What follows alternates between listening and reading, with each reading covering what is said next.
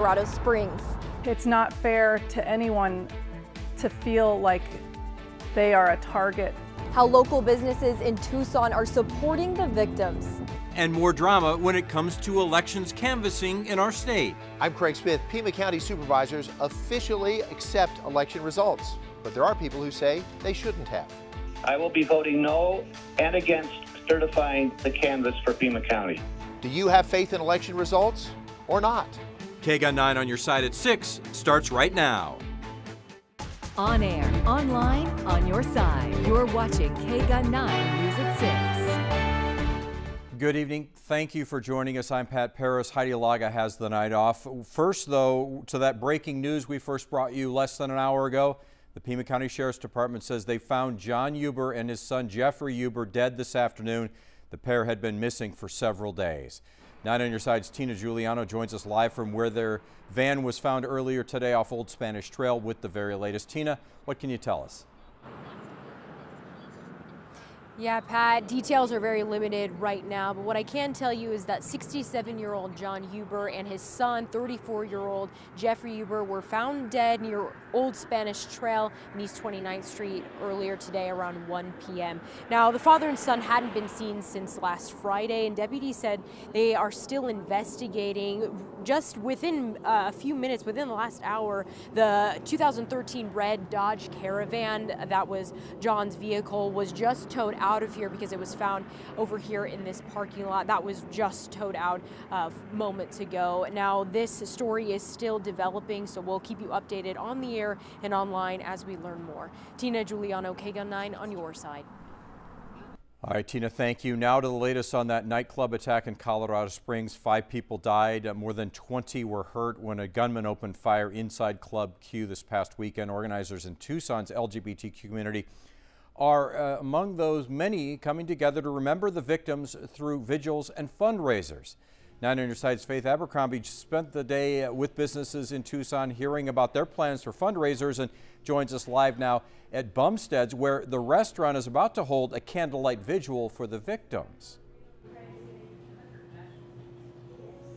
Later this evening, this room will be filled with mourning community members getting together for a candlelight vigil around 9:30 for the victims of the Club Q shooting. Today, I spent time with members of the LGBTQ Chamber of Commerce here in Tucson and visited their local businesses. Tucson Hop Shop hosts an event called Queer Bazaar twice a year, celebrating and supporting the LGBTQ community. Each event, they donate part of the proceeds to LGBTQ groups in Tucson. This year, Tucson Hop Shop co-owner Jesse Mance tells me they're supporting the Club Q victims. So this year we're doing the Thompson House, Mariposas Sin Fronteras, and then we also added on victims funds for the Club Q attack. It's very important to support. Next door to Hop Shop is the Salon Craft Collective. They'll host a family-friendly drag show at the event where all of the proceeds will go to the victims' funds. If you can't make it to the candlelight vigil tonight at Bumstead's, the Queer Bazaar event happens on December 4th at the Tucson Hop Shop parking lot. We'll check back in with you at 10 o'clock once this vigil here gets started. Pat, back to you. All right, Faith, thank you. Your voice, your vote. Now, Pima County Supervisors have officially certified the county's results in the latest election, but as KGUN 9 on your side's Craig Smith reports, there's disagreement on the board and among voters about whether the election was valid. This is where Pima County counts its election ballots, and while a lot of people say election results add up, there are still people who say they don't. After every countywide election, Pima County Supervisors certify the vote. It's a routine duty spelled out by law, but it's less routine now that some people believe the elections process is incompetent, corrupt, or both. In Cochise County, for instance, 2 of the 3 county supervisors there tried to hand count all the votes in their county, but abandoned the idea in the face of court orders. Now they're delaying their decision on certifying the vote until November 28th, the last day allowed by law. When Pima County supervisors scheduled their vote certification, Supervisor Steve Christie was the only no vote. He raised several issues, including the idea that Secretary of State Katie Hobbs had no business overseeing elections that included her own election as governor. Further, Ms. Hobbs, as Secretary of State, authored in 2019 the Elections Procedures Manual for the state of Arizona, and in 2020, she oversaw the highly contentious and troubled elections that still provoke controversy today. Supervisor Matt Heinz pointed out secretaries of state often oversee elections they have a stake in. In Georgia, for instance, Brian Kemp was the Republican Secretary of State who oversaw the election that made him governor. Voters, we asked, are split on whether supervisors should have certified that vote. They need to certify the election and move on. Why do you think so many people are questioning these things now? Because it's misinformation. If they want a fair election, they have to do it over and eliminate the machines, do a hand count where it can be accurately verified. Can they do that in a reasonable time frame? I don't know. Otherwise, what good is an election? If they're saying everything's fine, then I'm with it. What do you say to the folks who keep questioning the elections? I really don't have anything to say to them. They have to deal with their own problems. Craig Smith, KGUN 9, on your side. Coming up a little later on in the newscast, Katie Hobbs has big plans for when she's governor. We'll hear from the projected winner in Arizona's governor's race about what she hopes to accomplish in her term. In one of the most beautiful national parks in the world is a campground whose name is mired in controversy, and now popular Grand Canyon campground Indian Garden is getting a brand new name. The Havasupai Tribe and Grand Canyon National Park announcing this week that the campground will be named Havasupai Gardens after the tribe. That tribe was forcibly removed from the area around 100 years ago. Tribal leaders say changing the name rights the wrong of the forced removal and the offensive name. Seems like a very fitting and appropriate name indeed. Let's turn our attention to Kyler Diggs. You know, this time of year can be a little cold up at the Grand Canyon, but certainly the weather in the state of Arizona is pretty good, pretty seasonable for this time of year. Yeah, it is. We're running pretty close to those seasonal averages. And speaking of the Grand Canyon, I figured, well, let's give you a little sneak peek of the Thanksgiving Day forecast in case you are headed north. Well, Grand Canyon Village, you can expect a high of 40 degrees on Thanksgiving Day, 39 degrees in Flagstaff. Maybe you're headed up to Snowbowl to do a little skiing. And the rest of southern Arizona will see highs pretty close to average, just a little bit cool for this time of the year. We'll get into the details here a little bit later. Right now, let's take a look out west where we continue to see some high clouds drifting through our skies. And we saw those high clouds throughout most of the day, but boy, it was a nice day again. Highs in the 60s and 70s, went to 75 in Tucson. We'll take a look at the rest of the Thanksgiving Day and holiday weekend outlook coming up here shortly.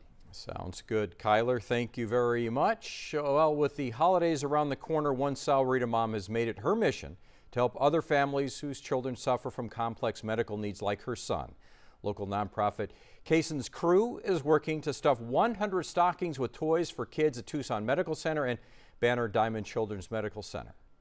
We help children who are battling complex medical needs. So these tend to fall in the category of lifelong illnesses that require frequent medical attention, oftentimes hospitalizations as well.